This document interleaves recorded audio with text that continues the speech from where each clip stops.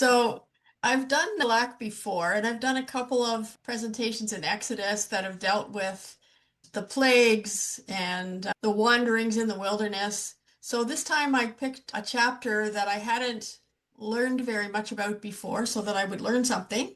And that was chapter 16 out of the 13 to 17 Parsha. And just the housekeeping slides. Chapter 16 is about the manna in the desert and Shabbat. So I wanted to talk about the Shabbat in the wilderness. And so the housekeeping, I think we know all these staying on topic and so on. But the bottom part that just says, please raise your hand so that we can see you're waiting. If you don't know how to do that, there's a smiley faced icon that you can go to and try to limit your response to a main point and your time to 2 minutes. And the moderator is going to help us with that and also help us to include anybody who hasn't had a chance to speak. So that's what I'm asking Kim to do. So the title is Shabbat, the Architecture of Survival, and it's an analysis of Exodus 16, manna and the invention of rest. The first thing is that Shabbat was one of the things that happened in the desert that wasn't because the manna started because people were complaining they didn't have anything to eat and anything to drink. And sometimes we look at the Israelites and say, why couldn't they believe? They just came through the Exodus, they went through the Red Sea, and now they're not trusting God already.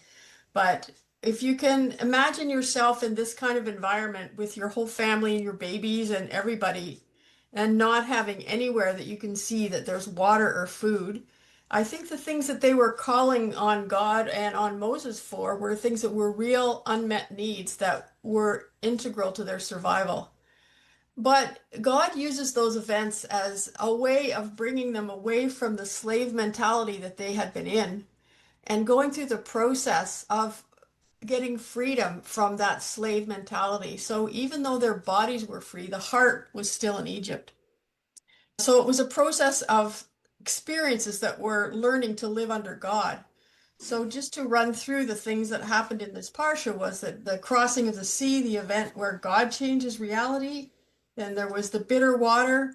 There are some interpretations of that story that say that it wasn't the water that was bitter, or maybe it was that, but also it was that the people were bitter because of their past and the things that they had come through and hadn't overcome their past. And this is a common thing for all of us that we don't move forward sometimes because we haven't dealt with what's in the past. And then in the story of the manna, this was God teaching them daily trust and rewiring their habits. Shabbat, or creating a rhythm of rest and ceasing. Then the story of Amalek, a resistance to things that would be attacking them that they would need when they started to enter the land and overcoming their doubts about it.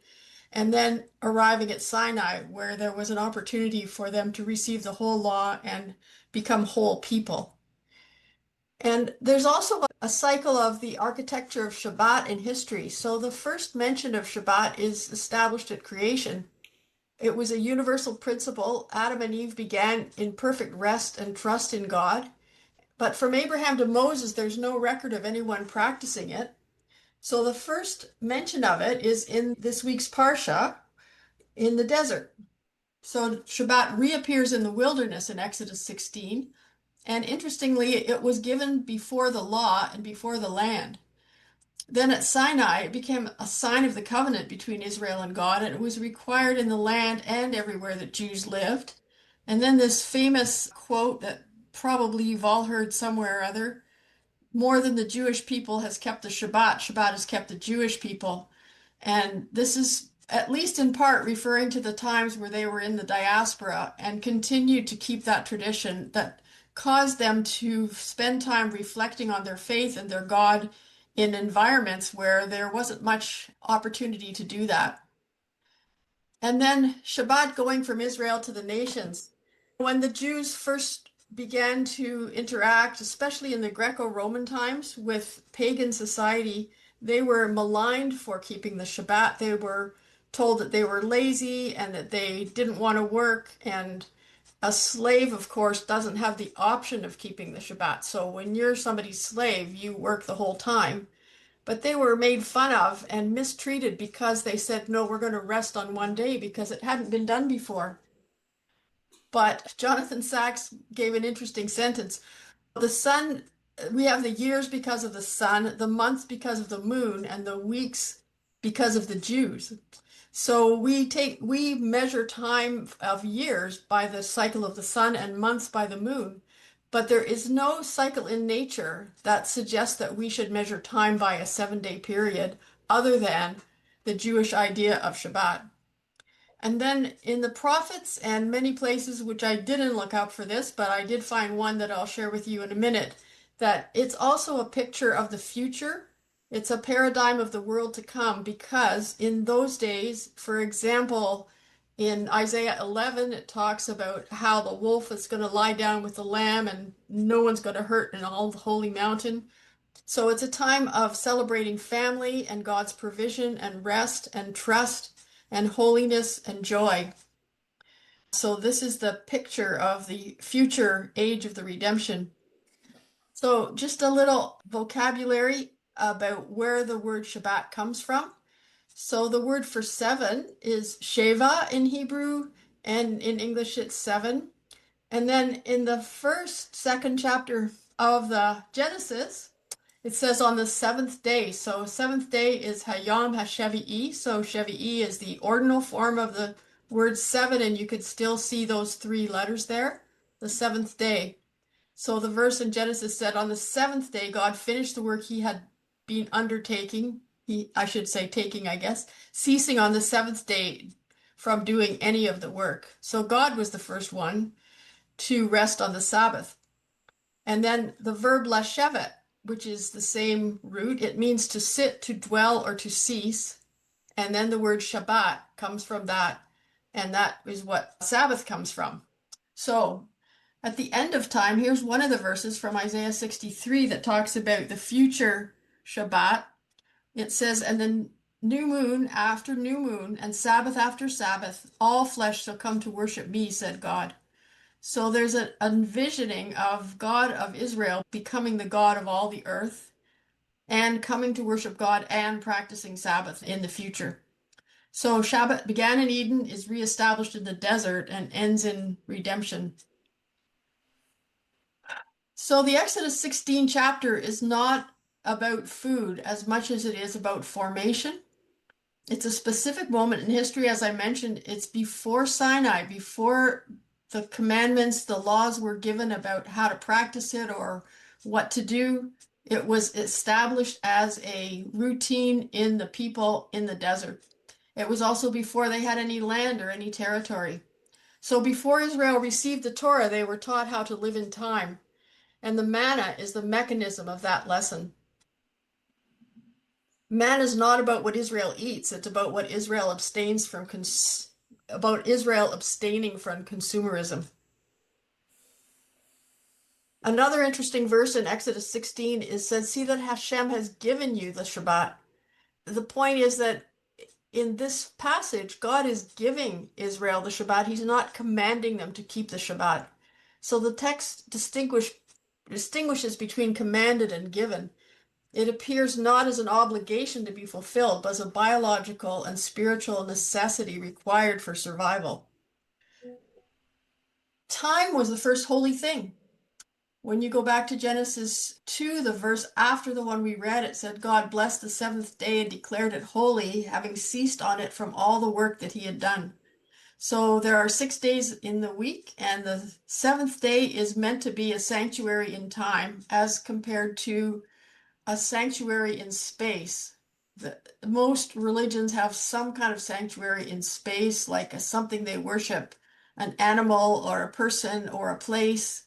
And even in Israel, there was the temple at one time where the presence of God dwelt. But right now, in the wilderness, it's a sanctuary in time. In the entire account of creation, only one thing is declared holy, and that was time. It doesn't belong to Israel alone. Israel is merely entrusted with it, and more about that later. So in creation, it ends with an act of restraint. So you might imagine if you were creating the world and on the last day you did the biggest fireworks that you'd have ever done, that maybe you created human beings. Sorry.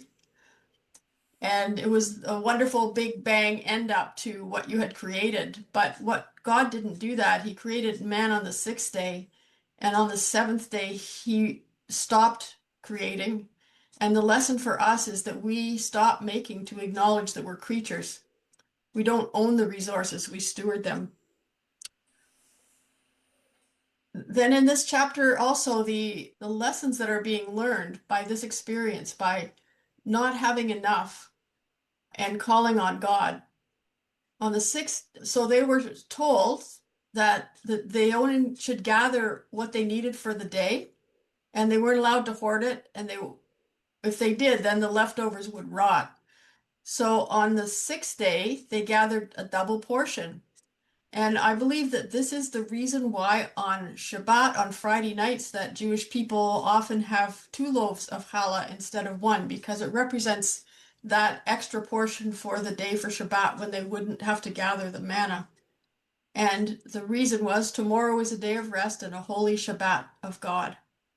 So tomorrow is secured by trust, not by accumulation. Manna teaches the concept of enough, dependence on God, rest, and making a sanctuary or a holy place in time. Rest requires preparation.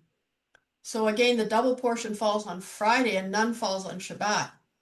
So Shabbat is not passive, it's not drifting into something. You are building space for it. You have to intentionally do it. And remember not to go out. There were some people who went out on the seventh day after this gift was given, and they couldn't find anything. And there's a tradition, I believe, that the birds came and ate it before they could find it. So there's a remembrance of singing for the birds who saved them by eating the manna before they could do the wrong thing. The wilderness, sorry? No, just Oh, go clearing my ahead. throat. Oh, you'll tell us in a minute. Let me just finish and you'll tell me the true story. Okay. No, everything's perfect. I was just clearing my throat. Oh, okay. So the wilderness is a perfect laboratory for trust. If you look at the picture and the person and imagine that you are one of the Israelites trying to find your way to a land that you'd been promised full of milk and honey, you would have to wonder how you were going to get there. There was no agriculture, no economy, no stored resources, no human control, only an environment where total dependence can be tested. You can't secure tomorrow by force, you can't dominate. And this was a test from God. So back to that idea that God, these weren't random events, these were specific things that happened by the hand of God in order to teach people to come out of that slave mentality. So God said to Moses, I'll rain down bread for you from the sky, and the people should go out and gather each day's portion, that I may thus test them to see whether they will follow my instructions or not. Exodus 16:2. It's always in that. Why does trust have to precede the law? At Sinai, Shabbat is re-anchored as a covenantal sign, but the experience of manna came first. And the equation is that law without trust is tyranny, and commandments without Shabbat is slavery. So God establishes the relationship of care before establishing the requirements of obedience. Theological posture for the world. Shabbat is commanded to Israel, but revealed to humanity. For the non-Jew or Christian, it's not a legal obligation, but a spiritual question. Can you stop striving and can you trust provision? So Jesus kept Shabbat, and in his teaching, it was never against keeping Shabbat. It was keeping Shabbat without mercy. That there were some people who were being, maybe you could say, lacking in compassion to others who needed help on the Shabbat. And there's a couple of stories of people being healed then that were needing it. And this interesting quote, I reread the book by Joshua Heschel called Sabbath, and it's a wonderful book if anybody wants to read that. But in the New Testament in Mark, there's this quote, the Sabbath was made for man, but not man for the Sabbath. And interestingly, Abraham Joshua Heschel quotes something that says almost exactly that. And he gets it from this Mechilta reference, which I couldn't exactly find, but it seems like both of them were quoting from a previous source, maybe, certainly from an oral source, possibly. But the point here is that Shabbat is not just for Israel, it's God's intention to bless all of us by recognizing that we need to make a space and time for God. So here are the questions. Why Shabbat in the wilderness? In Exodus 16, Israel received Shabbat through the manna before Sinai and before the law. What does the wilderness setting teach about Shabbat that could not be taught in Egypt or in the land? The second one, manna as a test of creation faith. The manna mirrors Genesis 2. God provides and humans stop. In what ways does the manna reenact creation each week, and how does Shabbat function as a return to the created order rather than an escape from it? And the third one, do you think Shabbat changed the world for the better, and what does Shabbat mean for you? And then I have one more slide, but I'm not going to play it. I haven't turned on the sound, but this is a little review of the whole Parsha. It's funny and nicely done, and I think you might enjoy watching it, but it's 7 minutes long, so we're not going to do it now, but you can do it later. Okay. So that's it. So if someone could put the questions in the I believe chat. Moshe put in the questions into the chat in the very beginning, and that was such a beautiful teaching. Thanks so Thank much, you. Ruth. Really amazing. Deep I have a stuff. question, Ruth. This little video there at the end, I tried to get it to play and I couldn't get it moving. I couldn't get it done. But then was it a PDF or? I don't know what, yeah, maybe that was not a PDF. Yeah. That's why we It cannot. only works in PowerPoint. Oh, I send out the PDF, not the PowerPoint. Oh, okay. Yeah, I always send the PDF. Yeah. So that's why we cannot play it. So Okay. maybe you can put the link I'll put in. it in the fellowship. I'll put the Right. link in the fellowship. Great. Okay. Excellent. Okay, great. Okay. So I'm gonna stop sharing so that we can see each other, and then Very nice. Okay, go who to the would like chat. to start? Who has their hand up to start our questions tonight? Okay. The Are you slides gonna are also put so the beautiful. clock back at 0? Okay. I think it goes down here, Christiane. I don't know how to get it to go up, so I know Ruth just shared how, but I haven't figured that out yet. So What do you? The timer. Oh, the stopwatch. Oh, you go to the stopwatch. oh, He's stop got watch. it. Yeah, Oh, okay. stopwatch. Oh, that works. So Okay. reset it, and then you can let your talk.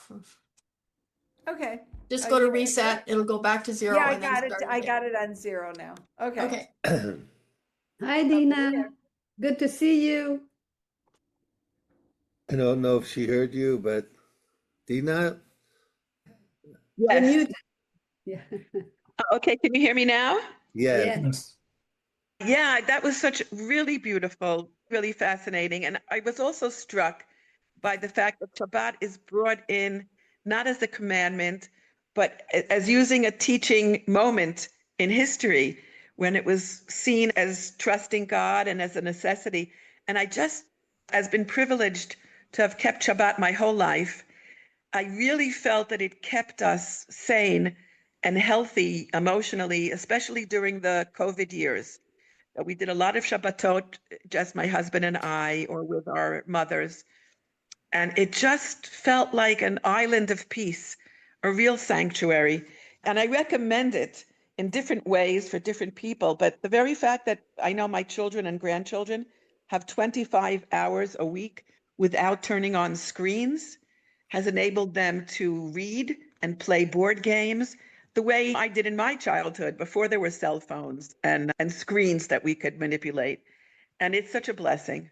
So thank you so much for that teaching. And I really recommend Shabbat for everyone. Thank you, Dina. Your experience. Okay. Yair or Alan? Year So, was before me. okay, Yair, you're before Alan. Look, Okay, there's a very interesting beginning after the splitting of the Red Sea of this bitter waters. And I know that I always ask myself, why start out that way? Why start out with bitter water? And I, first of all, was open to, I would love to hear what answers you come up with. But the feeling that I get from it, especially from the response that of God, that he throws in, that he tells Moshe to throw in a wood, and it says Sam Sham B'Sham Nisau, that there he taught them. And one of the things that the sages say that he taught them was about Shabbat. In other words, the man wasn't the first meeting with the Shabbat. It's the first time that we actually see it mentioned explicitly, but at least according to the sages, it appears that God already introduced various ideas into their lives, including the Shabbat, already back with the bitter waters. So, first of all, it just reinforces the fact that Shabbat is like so important and that it's something that even predates the Torah and the receiving of the Torah and the Ten Commandments, where it, of course, becomes very prominent. But so the Shabbat is really very important, and God apparently introduces it even as soon as he can, even before they complain about the lack of food and meat, as we also see in the Parsha. But another very interesting aspect of this, you said it so beautifully, that God doesn't command them in the beginning, but he asks them.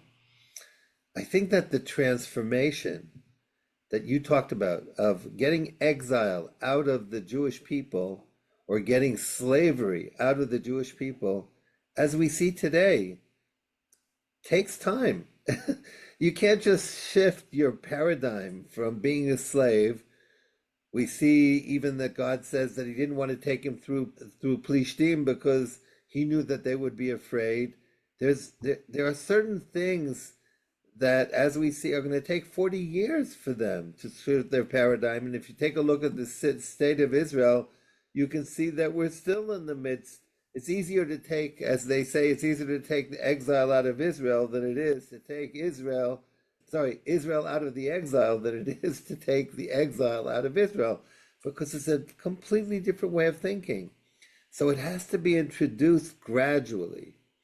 And that's really what I see here in the Parsha. And when we ask ourselves, how is that possible? They saw tremendous miracles and so forth and so on. I think that we also saw tremendous miracles in our times, and we see that changing one's nature is not just a matter of saying, "Oh, I saw a miracle, now I see things differently." It's a process. It's a very demanding process, and it requires a whole lot of work. And I think we can see that God takes that into consideration also throughout this parsha. Well said, Yair. Very, very. Okay, Alan, it's your turn. So I wanted to pick up on something Ruth said about time being a gift. I was rereading a book called 6 Days of Cosmology and Evolution, a scientific commentary on the Genesis text with rabbinic sources by a science teacher who happens to be a frum Jew called Daniel Langer. And he says something interesting about time. Time is inextricably linked with the universe. The universe was created, but so was time on day one. On day 7, we're sanctifying time. So they're like bookends to the first week. So we have 3 physical dimensions that we perceive. Time is really a function of movement in space, but it's not physical per se. And there are all kinds of debates among physicists about whether it's independent or whether it's wrapped up. They talk about the universe as space-time, as if the two are bound inextricably together. So time, obviously, from Hashem's point of view, was so important that it was created at the very beginning with the universe. It's tied in so tightly that it was going to have meaning. And the bookend to it is on day 7 when the resting takes place. but it's sanctified. So I just thought that was an interesting comment, that it was a bookend to the first week, and that time has something even more mystical, if you want to think of it beyond that, because it's related to the physical universe, though we don't necessarily perceive it that way. But in physics, in quantum theory, time is a totally different animal.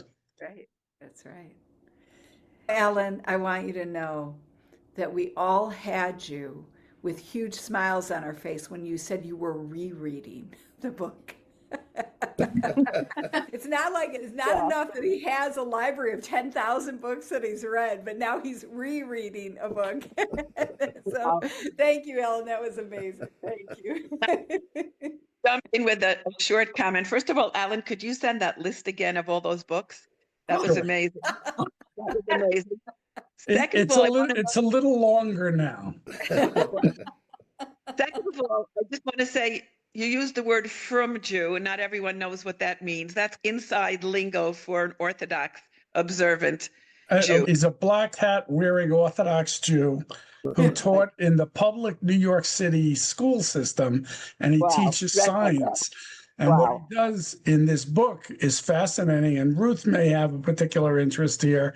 It breaks down the first 31 verses, the creation story itself, word for word, line by line, and shows how it relates to modern cosmology and evolution. And there is no contradiction, but one has to know the rabbinics and the linguistics in order to tease that relationship out. So it's a fascinating book. Wow. Name, Daniel. Say that again? Last name? The author's name is Daniel Langer. Okay, thank you. Now, I have another question for you, Alan. Could you tell us about your background, what we're looking at? Oh, that is a brace of Israeli F-15s on a tarmac. Going where? We shall see. All right. Doing what? I think they're working on the tasking order as Doing we what? speak. Flying, Okay, delivering. Kim, a couple people have a hand up, and don't forget your timer. Oh, okay. I'll put the timer on. Okay. Alan, what is the name of the book, please? Can you type it in? I'll put it into the chat. Yeah, that is a very fascinating book. I think I want to retire just so I can read Ellen's book list. All right. So I want to just pause for a minute, coming back to Genesis Bereshit chapter 2, and where Hashem actually is sanctifying Shabbat. He's the seventh day. He's sanctifying it. He's actually pouring himself into the earth. He is sealing. It's not just that he's resting, but he's actually sealing everything that he's created. But there's something very interesting that also connects right here. And this is where, up until this point, we've only known Bereshit bara Elohim, and God created the heavens and the earth, right? But now we almost see exactly the same scripture, pasuk, that we have in the first verse, except now it is the name, the Yud-Ke Vav-Ke, and Elohim.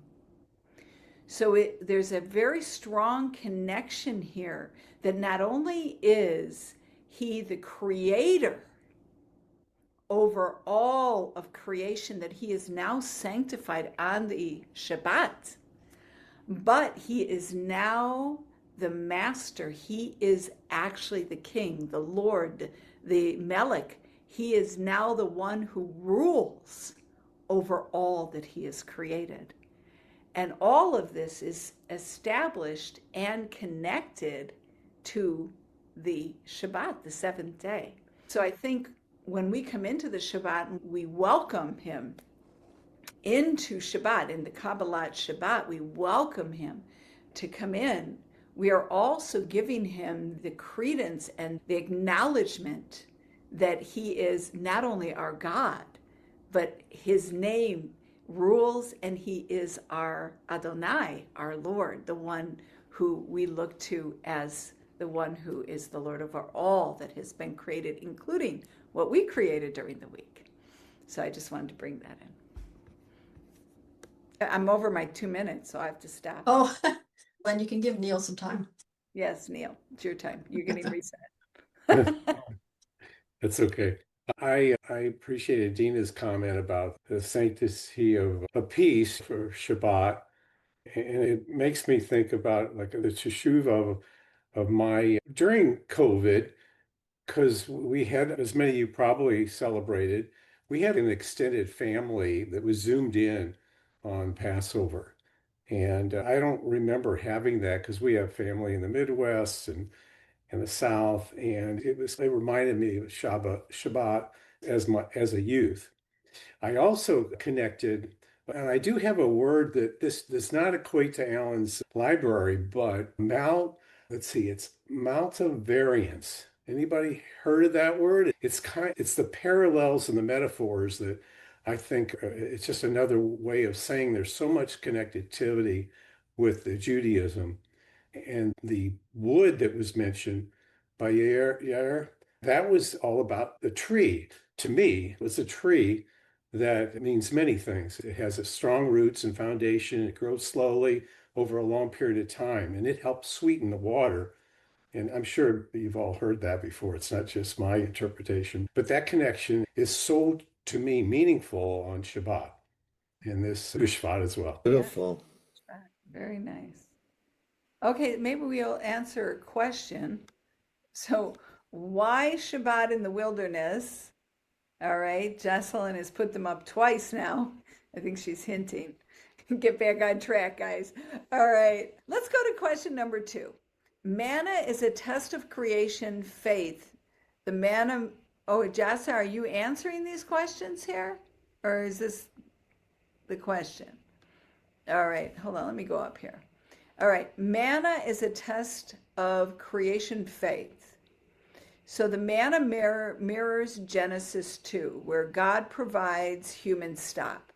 In what ways does the manna reenact creation each week, and how does Shabbat function as a return to the created order rather than an escape from it? Very good question.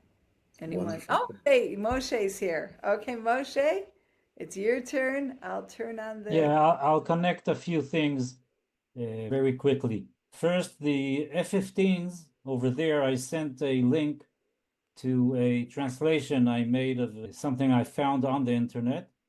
The guy that organized this picture wrote that it was a photo op that he made when it was the 15th birthday of the beginning of the F-15 in Israel. So they took 15 F-15s and put them online and took a very special picture. And you can read the story. I sent the link on the chat. The second thing is about the story about the birds, from planes to birds. The birds, the custom to scatter the crumbs left on our table to the birds is a custom that I think it began about 250, 300 years ago. There's a story that there's some kind of a rabbinical source from the sages, but it is not true. There is no source. It began in Hasidic writings, and there they tell the story that the bad guys in the camp of Israel, which are Datan and Aviram, they wanted to show that Moshe was a fake. So when he said that take 2 portions on Friday and you will not find anything on the 7th day, on Shabbat, they took from their portions and scattered manna on the field so people will wake up in the morning and see that Moshe goofed. So who saved the birds? The birds ate up all the scattered manna, and that's why the custom, since the rabbinical, the Hasidic rabbis, is that we scatter the crumbs from our table on this Shabbat of Beshalach in which we read the story of the manna, we scatter the crumbs. That's the story. Beautiful. And about the manna in question 2, Hadass wrote very beautifully in the AI, Noam AI, about the drill that you do. If we were talking about planes, you have to sometimes you have to make drills to prepare yourself to make sure that you have the muscle to do things. So the muscle of trust instead of doubt comes from this taking of manna every day. It isn't from a big miracle like the sea, but from the day-to-day act of trusting Hashem and going and getting your food and trusting that you will get 2 on Friday and you will not get on Shabbat. And the drill of trust is one of the main aspects of man. Beautiful. Beautiful, really, and true. Okay, we're going to reset. Eva, you're trying to say something. Joshua. Oh, Joshua. Yes, I saw Joshua's hand earlier, and then he went away. Yeah, just on that aspect of trust, there is a verse in Leviticus, I think 25:21, that seems to again align with the idea of gathering enough for each day, and then on the 6th day, you gather double. So that verse, if I may read the verse, is in Leviticus 25, I think 21.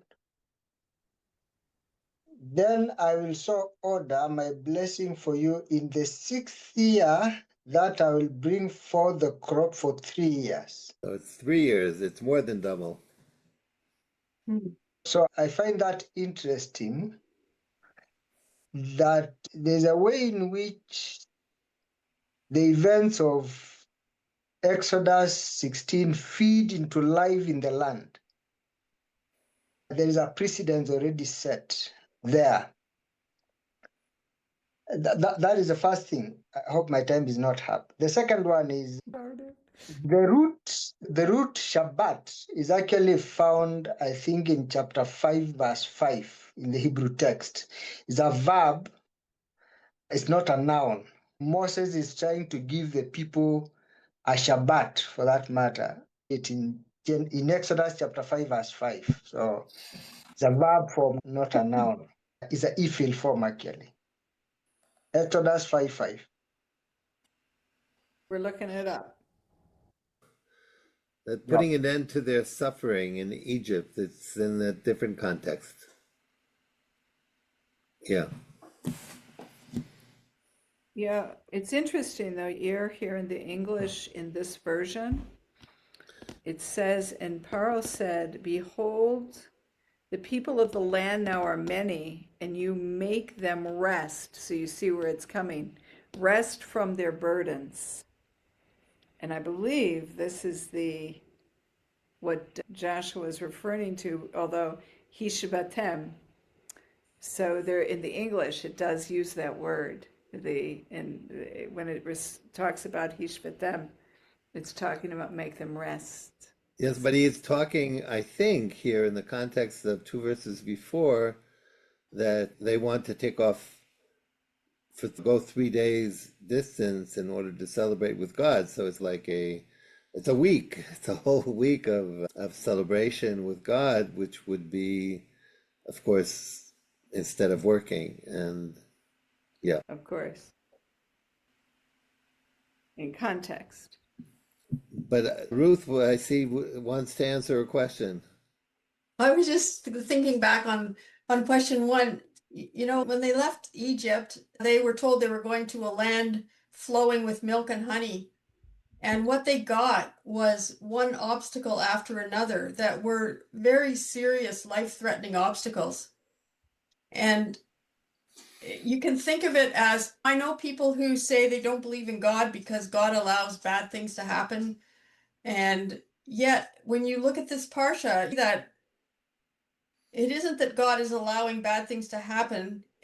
the bad things are lessons that God is teaching people through the obstacles of life. And in that sense, they're good.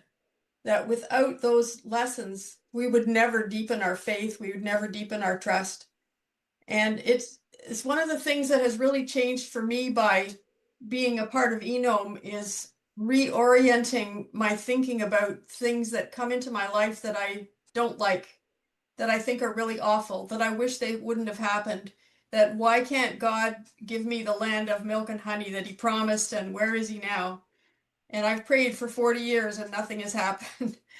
But if you look at it from that orientation, that every obstacle that they came through was a lesson from God about how to relate to him in a deeper way and to prepare them for the place that he was bringing them, it completely changes how you read it.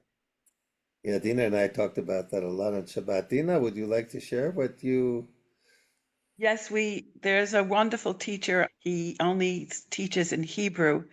His name is Rabbi Tamir Granot. He lost his son during the October 7th war, and he actually was the rabbi who married off his son's wife recently. He was the rabbi at the ceremony, and he gave an amazing talk about this parasha and the splitting of the waters. And he basically said that the people had to face their fears and overcome their fear of Egypt and stand at the place where there was a monument to the God of Egypt. And it's the first time that they pray, not just cry out, but they pray to God, to the God of Israel, to save them. And it was so beautiful the way he spoke about that we don't pray for reality to change, that bad things are going to happen, but we pray that we be, as Heschel said, who you mentioned before, we pray to be worthy of God's redemption, not just to change all the bad things, make them go away, but to be able to cope from them, to learn from them, and to stand up to our fears. So I think I really appreciate, Ruth, what you said, and it's very touching, moving. It's a great thing to think about in all our lives. So thank you. I think what Joshua mentioned earlier about Leviticus 25, that's really talking about the Shemitah and the Jubilee. It's really talking about, again, cycles of 7, which are also referred to as Shabbat. In other words, Shabbat, or the whole concept of Shabbat, is not just weekly, it's also annually, and even 7 times 7. And every single cycle has a beginning and an end.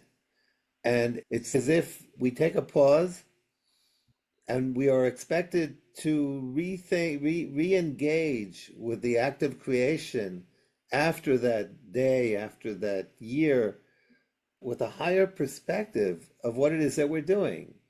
A major purpose of the Shabbat is to truly impact how we relate to the world or to our partnership with God in creation the coming 7, whether it's a week or 7 years or 7 times 7 years. And in that sense, it's restarting creation. What you asked about in question number 2, it's like, it's not escaping creation.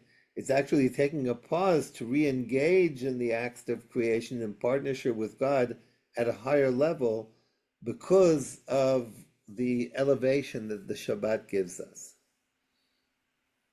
Okay, for all those who haven't talked yet, Ruth is giving me prompts. So, Christiane, all right, please take number 3, question number 3. And Eve is also with hand raised. Okay. Go ahead, Christiane. No, I didn't have my hand up. Go ahead, Eve, just on mute. We can hear you. Okay. Don't kill me, Christiane. Anyway, you didn't have your hand up. I don't know if I'm going to question 3, but I have been listening to internalize all that is being shared. You need to put the timer, but I'm not yet at 2 minutes. No, I'm not at 2 minutes. Set you there. Okay, you go. You go, Eve. So, okay. But I've been thinking about the whole concept of wilderness, of manna, and of Shabbat. And I don't know where it fits in these questions, but here's the thing. Okay, I think last year was a very tough year for me. But then I'm reflecting that in a way, life is rather a wilderness. There are so many things that the society and the family, community, the church sets up our mindset to have. And sometimes it's not quite right. The programming and the setting is not quite the right thing. And we move with it until we hit this place of wilderness. And then nothing seems to be going the way we thought it ought to go. Even for us as believing, committed Christians, is not following how we thought it should be. And I'm just thinking that maybe the experience of life is like a wilderness. And for me, it's as if God takes us to the place and he says, I need to show you how to depend on me. So from moment to moment or day to day.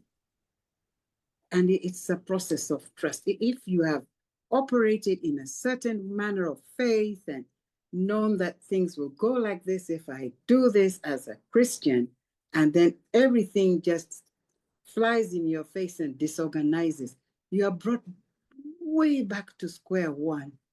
And I just felt that, okay, he's telling me that I am going to teach you again about trusting me for the day. Don't even work and prepare and plan too far ahead, because at my age of 60 something, you learned to know how to plan, program, and prepare. And then he's saying, cool it back to as if you're a baby. And I'm going to do this. It's a terrible adventure when you're so old already. Anyway, I'm at 2:34. I wanted to conclude by saying that then there is the word Shabbat and rest. And God rested, but he didn't stop acting. He kept acting, but he was acting from a place of rest. And as if he's saying to me, I need you to know how to get to the place of so much trust in me that you are at a place of rest.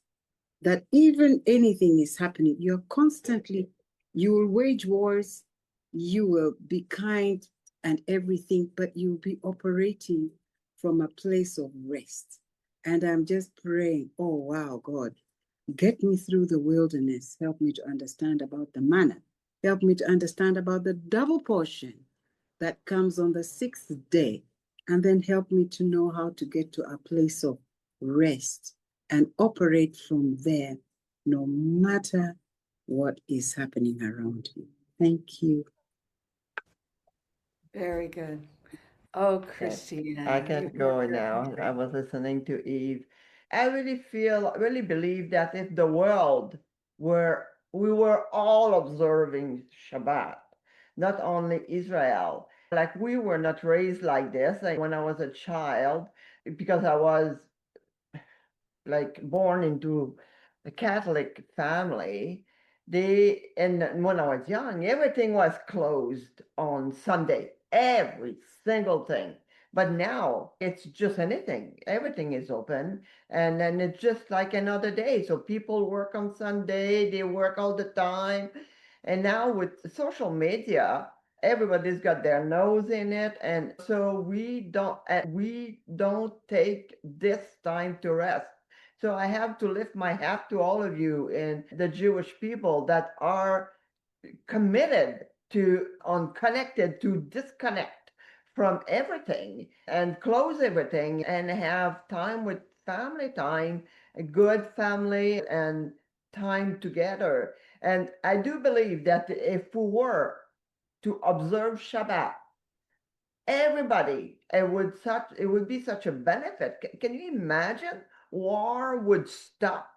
If we were like, there would not be drones and missiles, and Moshe wouldn't have to go work because he's got to go to work because there's a war.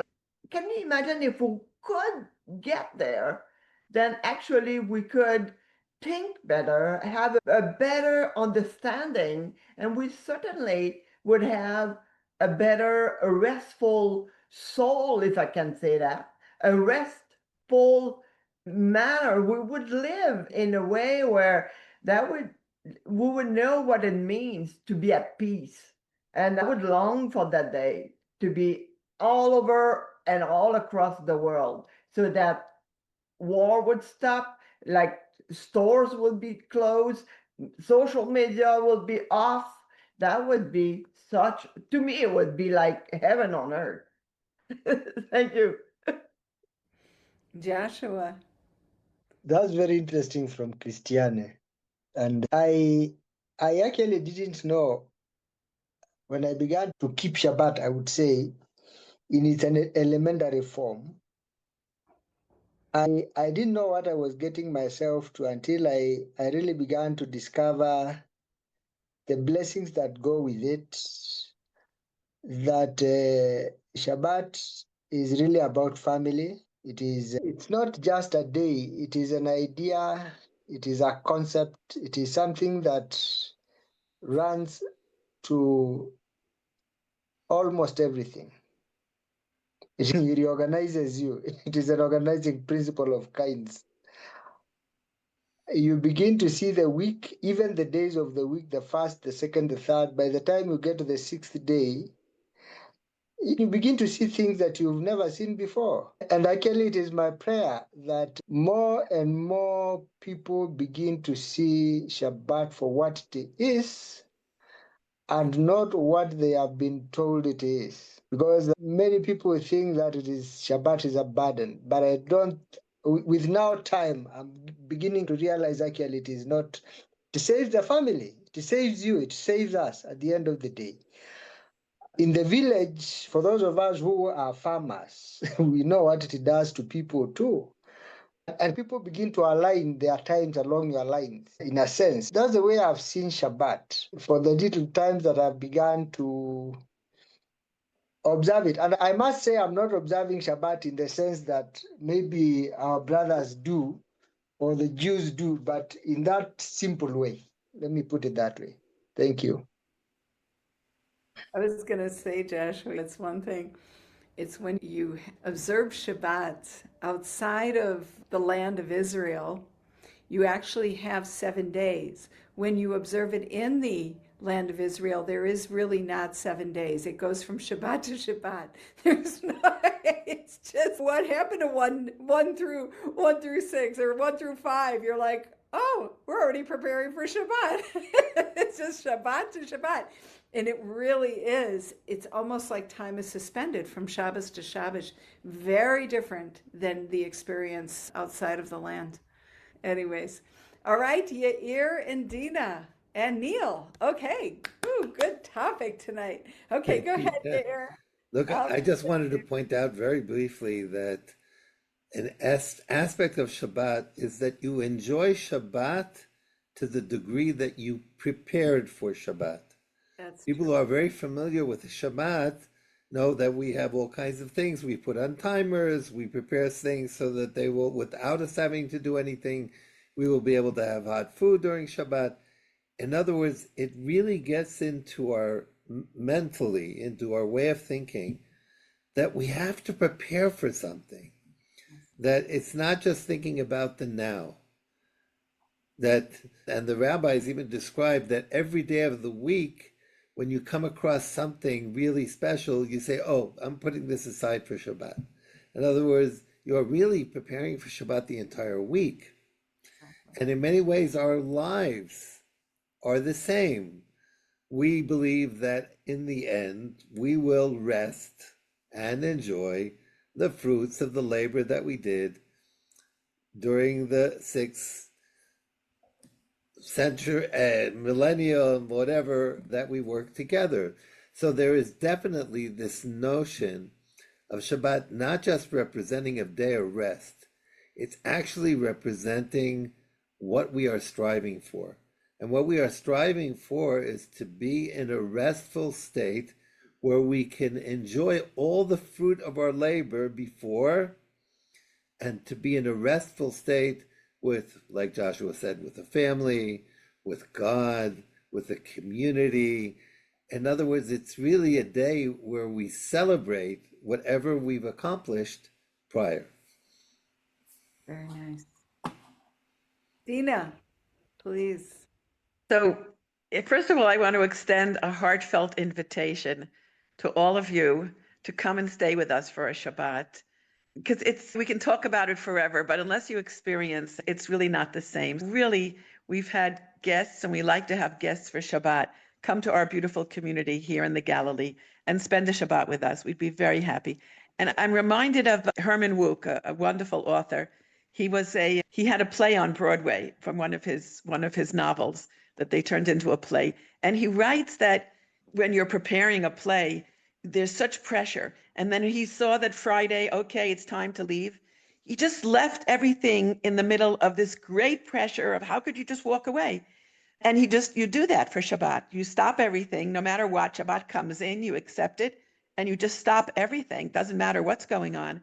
And that is really the hallmark, the essence of a free person, right? Where you control time and time doesn't control you. It's a great gift.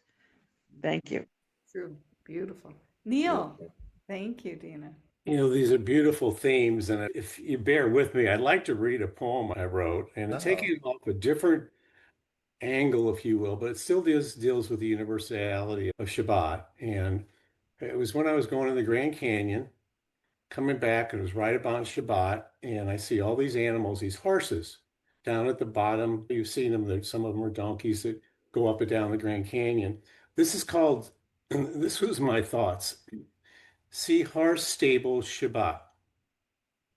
Riding horseback on the sandy beaches and white-capped waters, overlooking the Atlantic sapphire blue waves, with gusts of sifted wind currents swirling at my back.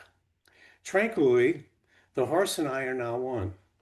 We breathe in and out of the mouth of nature's universe, the sweet spot of this elegant and loyal animal.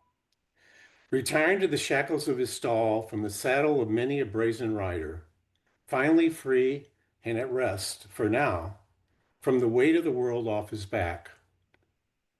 We have been on such a narrow path, traversing the back-breaking miles he has carried us because that is what he does. Until returning home, then he starts all over again, the journey of the next rider. But does he really come back to rest on Shabbat with the other horses? Unlike a bareback balancing trek, with us holding his mane, much better than a rein, to trade in for a kinder, gentler fiddler on the roof. Remember the traditions, especially to keep the Sabbath holy.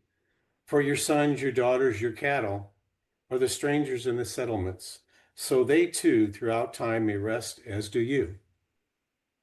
Any of you that have ridden a horse before on a beach, you understand the tranquility and the breathing in and out, and it's such a beautiful divine thing. And sometimes didn't think as much as I did until I wrote this about how creatures are also, they should have a Shabbat. They should be in our mindset at all times.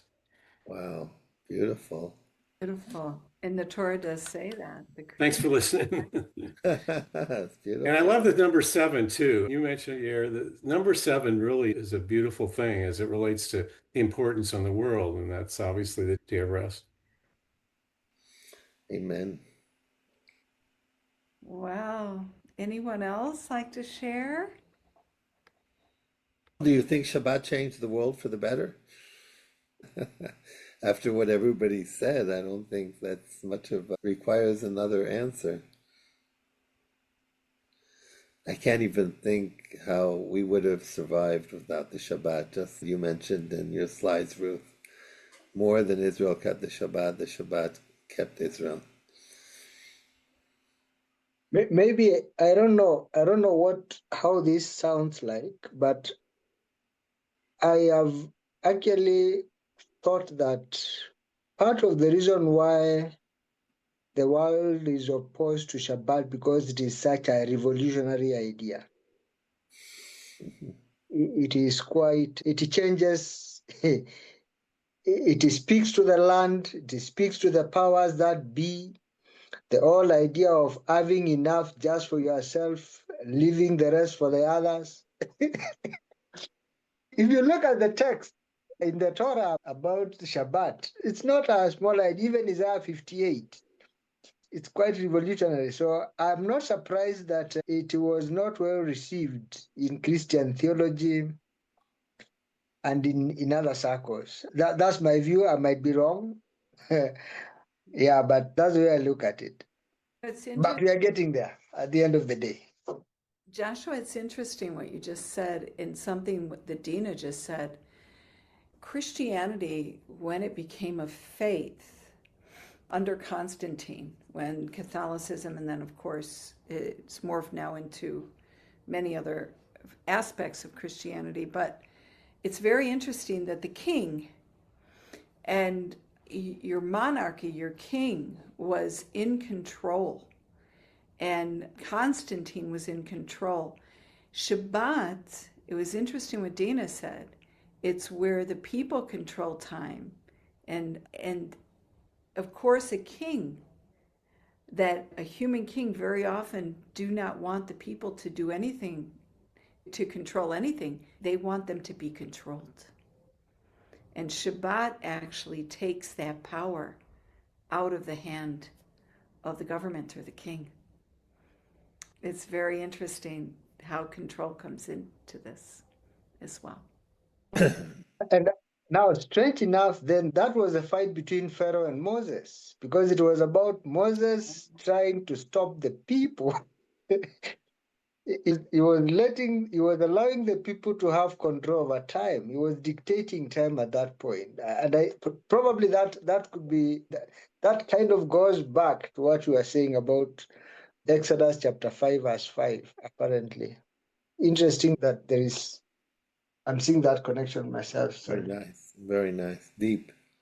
Very deep, Joshua. Ruth. Oh, I just want to say a few years ago, I read a book by a guy called Thomas Cahill, and it was called The Gifts of the Jews. So relating to the third question, God gave Shabbat to the Jews, and the Jews gave Shabbat to the world. And now it's almost universal. Even if it's not always on the seventh day, there is a day where people get the weekend off. And the problem is that they don't acknowledge that where they got it from. Because as I said in the slideshow, there's nothing in nature that suggests that we should mark time in 7-day intervals. That comes from the Jewish people and from the Bible only. But we all have our weekend because of the Jews. That's really profound. And I wanted to just add to that. Dina said that we control time. She said 25 hours of no screen. Why 25 hours and not 24? Okay. It's so interesting how in Judaism we even extend the time. We say 24 hours, we want to add another hour. And we literally accept the Shabbat before, at least 20 minutes before sunset, and we part away from the Shabbat at least 50 minutes afterwards. In other words, we literally add an extra hour. And perhaps an interesting outcome of that is that the more we try to sanctify the Shabbat and extend it, according to our understanding, we talk about 6,000 years and the 7,000th year being one of rest. That 7,000th, that 7,000th begins before, just like we accept the Shabbat earlier. So therefore our redemption, the coming of the Messiah, that Shabbat that will follow also begins before. So it becomes a partnership. We extend the Shabbat and God takes that. And when we decide that we're not going to work on the seventh day, then God adds to us another portion on the sixth day. And on the Shemitah year, he'll add even 3 times of the normal year, because there are some times where Jubilee follows the Shemitah, so it comes out to 3 years. In other words, God basically says, you sanctify the Shabbat, you keep the Shabbat, you extend it, then we are partners in this. And I will make sure that while you are preparing for your Shabbat and for your Shemitah and for your Jubilee, I will reinforce that and I will multiply it so that your efforts are such that you will always have what you need. So this is also an expression of this beautiful partnership that exists around the Shabbat between the Jewish people and God. Very nice. Ruth, did you say you have to go now? Yeah. Thank you, Ruth and Rick. Thank you, Yeah, that Ruth. was a wonderful Yeah, session. we're going to share a Shabbat in our local synagogue. A friend of mine Ah. is singing. So Thank you, Ruth, for a Well, very thanks good again, Ruth. presentation. That was a wonderful thank you session. so much. I really Thanks. enjoyed working on that. Everybody Okay. who's going to eat fruits from the land of Israel because it's Tu B'Shvat is welcome to do. May we all have a wonderful week and we meet again.